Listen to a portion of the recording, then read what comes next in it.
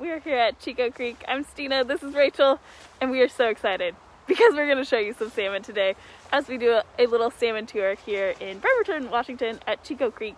And so with no further ado, let us turn you to the fish that are coming back here. Dun, dun, dun, dun. So we are looking at chum salmon right now. Chum are one of the last salmon species to spawn each year. They really like the cold weather. November is about the best viewing, and they tend to peak right around Thanksgiving. So this is a great family activity. And we are at Chico Salmon Viewing Park, which is a newly renovated park with access right to the stream, where you can just walk right down and have good views of salmon going about their end of life and reproductive efforts. So what we're looking at right here is this is a really good habitat for the nest building. And so what you might see is when the female salmon, and they tend to have a big black bar running down the length of their body, they'll turn onto their side and kind of do this little swish, swish, swish motion. And when they do that, they're carving out a little shallow depression in the gravel.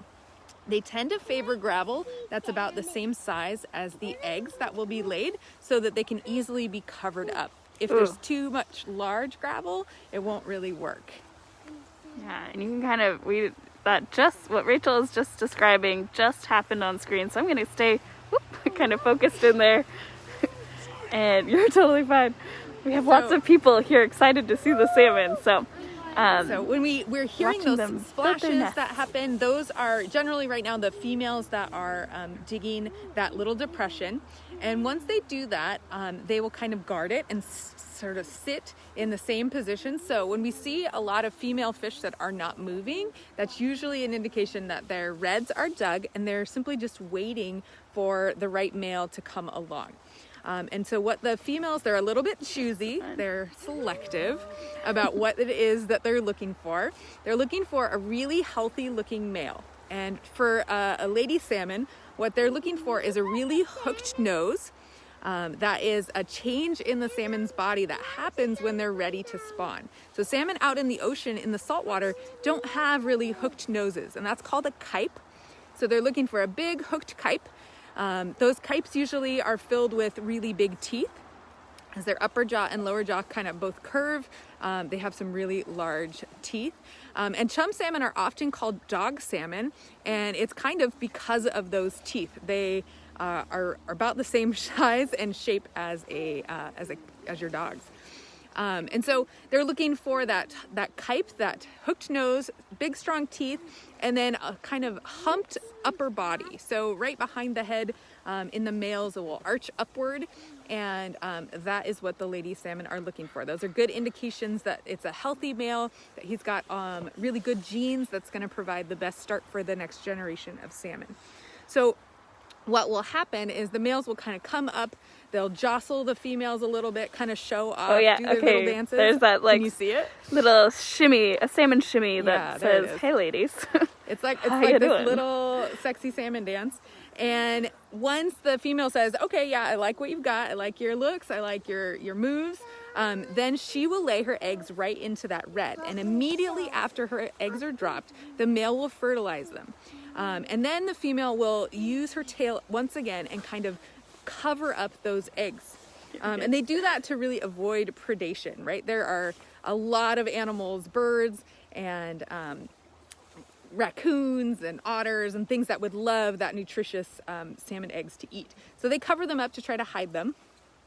And then after a couple of months, and for chum salmon, they're going to lay their eggs now, and right about New Year's Eve is when those little eggs will be hatching. So kind of in the coldest months of the year is when the eggs are developing. Once they hatch, they're going to bury themselves down into the gravel head first and rely on their supply of nutrients from their yolk sac. And that's going to be their kind of first fuel that gives them a little bit of growth, so that they don't have to fight the current. They kind of stay anchored down in the gravel, and that helps them conserve energy and to grow just a little bit. They're pretty small when they're first hatched. They're about, I like to say, is about as big as a pine needle from these Douglas fir trees, I guess a fir needle. Yeah, and I just want to take a pause to mention, Yeah, if you're joining us, we'd love to know where you're tuning in from. So let us know where you're watching salmon and in the comments here. Perfect.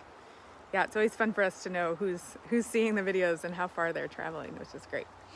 So our little salmon friends, once they absorb their yolk sac, kind of around March through April, depending on the water temperature, then they're going to start leaving their redds. They're going to leave the gravel, head up to the surface, and make their way out. Now, chum salmon spend about the least amount of time. They only need to be in the fresh water about 21 days in order to imprint on it.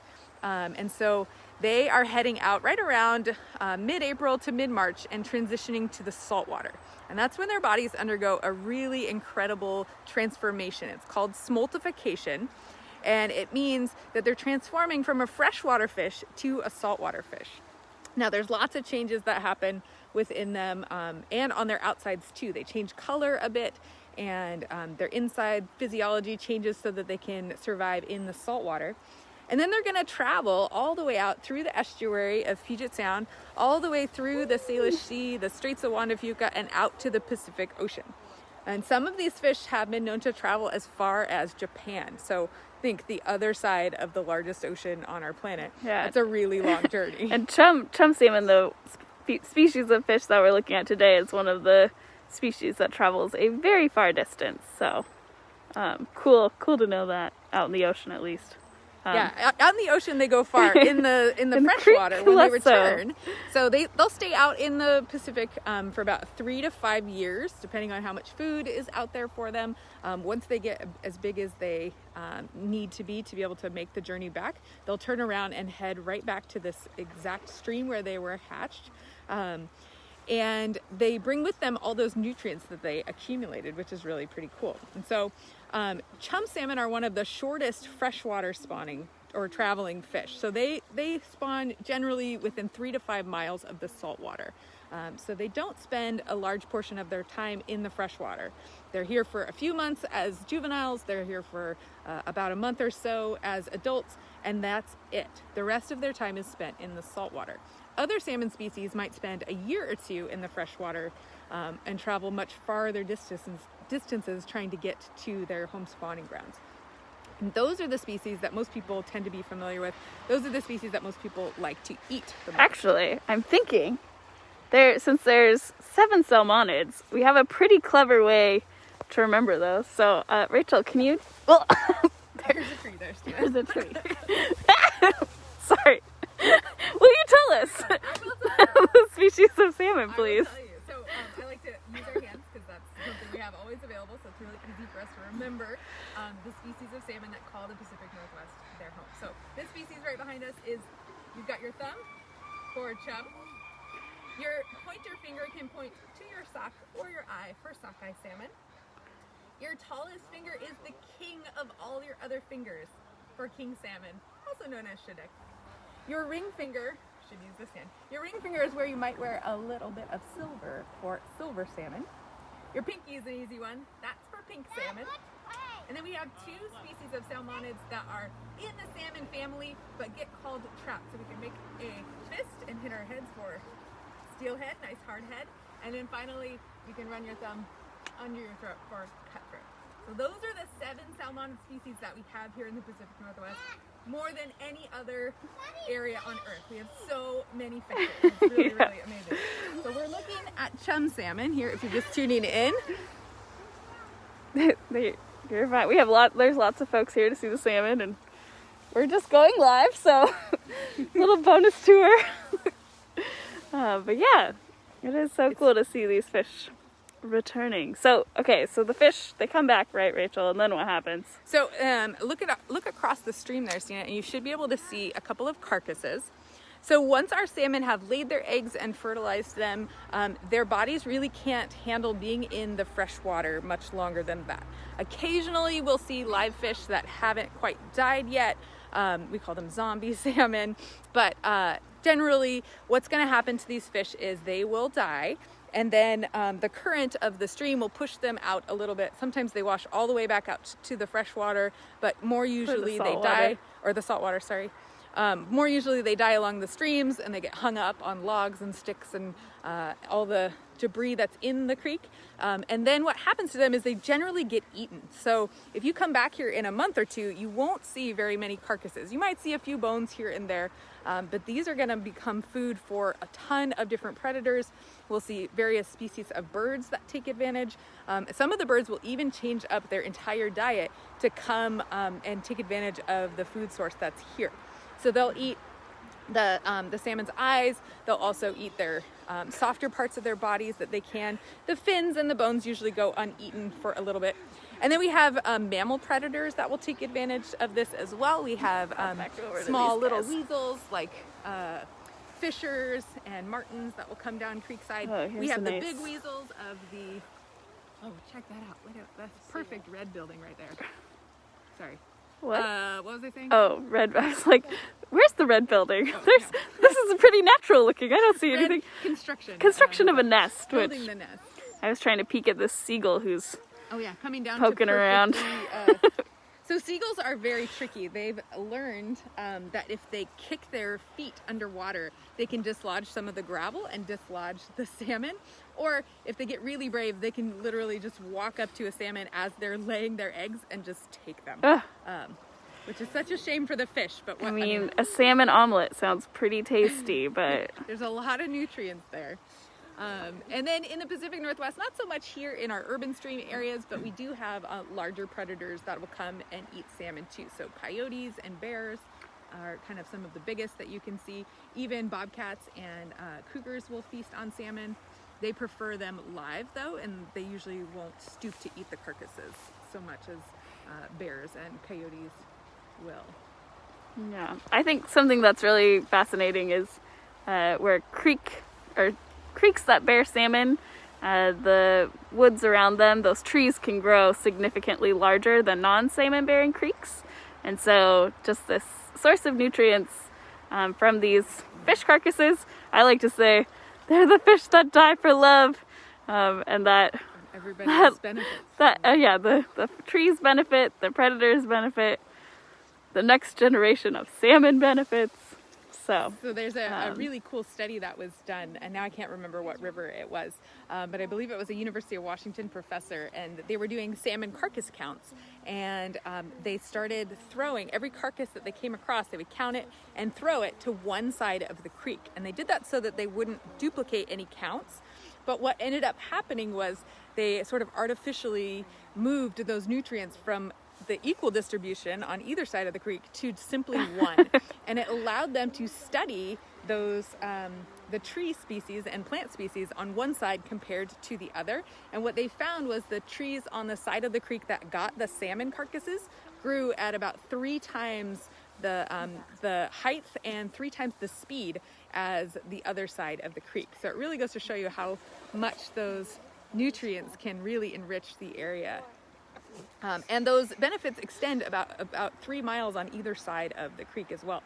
So when you have predators that are coming and taking those, they're taking those nutrients away, they're eating them, they're depositing their waste, which also then benefits the plant life that's here. So yeah, I welcome you to come visit this place. This is a really great place to view salmon, and a lot of effort has gone into making this an accessible salmon stream. And Rachel, I have something I've never seen before. There's a salmon wearing a hat. We've got a salmon with a leaf hat, friends. This is a rare salmon fashion moment. The fall fashion is in at Chico Creek, friends. Oh my gosh. I don't think it'll stay there for long. That fish is gonna do a little shimmy, or do a little red building, and knock that right off. Okay, fine. But I like it. I see what you're seeing. Some tips for viewing salmon. If you want, it's really great if you can stay a ways away from the side of the stream. It might give us a little watching out for our tree. There's this great fence that's been put up. This is a barrier to stop people from getting all the way down to the creek side. We don't want to stress these fish any more during this really fragile time of their life. They're expending lots of energy to go against the flow of this river and find the places where their offspring will survive. And we don't want to chase them away from those efforts. It would be really easy if we were to approach the stream for all these fish to panic and actually head back downstream a little bit to escape us. And then that's energy that they have to spend again to make their way back upstream. Yeah, which we've kind of been watching this little path of quick flowing water, and you can see they really got a splish and splash to get up here, but then it's nice they have this log that kind of, you can see these salmon resting in front of it. It's a nice little slow spot for them to hang out. And then yeah, so there's all sorts of, you know, the creek is dynamic, and if we were like, oh, these logs need to be moved, that would not be good, because they need all this nature and things to do their thing. Another tip that I have is to bring polarized lenses if you've got them. So polarized sunglasses actually cut the glare of the water really well, and that allows you to see in with much greater detail than you can normally in the fall. Right, we've got this cloudy weather, and those gray skies really reflect on the water surface. And right now is perfect time to view because our creek is flowing and it's still pretty clear.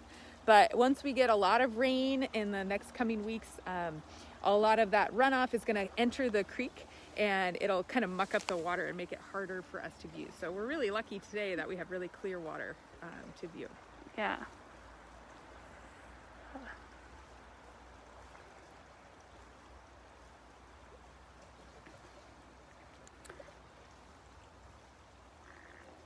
Pretty cool to see. And I just love how the spawning colors are different between the different species. Rachel mentioned that the chum salmon we're seeing now kind of have the dark bars and the purple and olivey green coloration. There's other species like the sockeye salmon that gets that bright red and green, kind of fit for Christmas. I love the humpy salmon or the pink salmon, the pink. They get really exaggerated humps on the front part of their body. Oh, they like double in height. It's just incredible. Yeah. And that's maybe Rachel mentioned the different species of salmon, and for each one they all have a bunch of different nicknames. So we talked about how chum are also called dog salmon. In the grocery store you'll see it marketed as Kita, because there's some, that's part of their scientific name, which sounds a lot more attractive and appealing to a marketing perspective than chum burgers and things like that. So look at that big fish, just he's a nice big male, really pretty. I think that was our fall fashion week fish. Oh yeah, I think you're right. It's just working it. But yeah, I think salmon are one of those species that really tie everything together. So if you care about salmon, then you have to care about the creeks, and you have to care about the estuary, and you have to care about the ocean, and all of these different habitats that this salmon's life cycle depends on need to be maintained in a way that helps maintain the salmon. And then of course, by helping salmon, you help the predators like the orcas that rely on this fish as a main source of food. And so it's really just like a very cool connector species that we love highlighting every fall, and just love talking about them. So we're so glad that you can join us here at Chico Creek. And of course, if you're just tuning in, let us know where you're watching from. And we're seeing these salmon making their reds, their nests out here, kind of digging these holes. We heard a kid earlier, wait, fish make nests? Kind of a surprising thing, but they do indeed. Maybe not quite like a bird nest, no sticks and twigs, but nice little gravel holes, depressions. Yeah, thanks for tuning in, everybody. If you want to support Harbor Wild Watch and help us to continue bringing these educational experiences to you digitally, you can always make a donation on our website through our PayPal link there. That's a really easy way to donate and support. If you can't donate monetarily, we would appreciate any shares or comments that you make on our videos. That helps kind of push those algorithms a little bit. And then of course you can head over to our YouTube page and subscribe there as well. And all of that helps us to kind of continue our message of inspiring stewardship for this amazing habitat. Awesome. Well, I think we're gonna we can watch these fish all day, but we're gonna sign off here, and thanks again for tuning in, and as we always say, learn, have fun. Learn, have fun.